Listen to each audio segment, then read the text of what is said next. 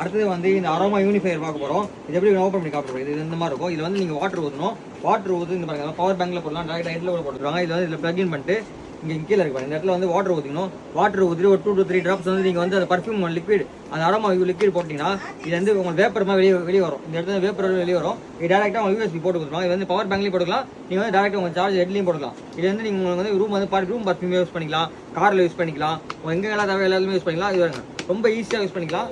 Just இங்கே கீழே வந்து எல்இடி லைட் வரும். இந்த இடத்துல பர்ஃப்யூம் வெளியே வரும். ஜஸ்ட் இது போட்டு காமிக்கிற பாருங்க.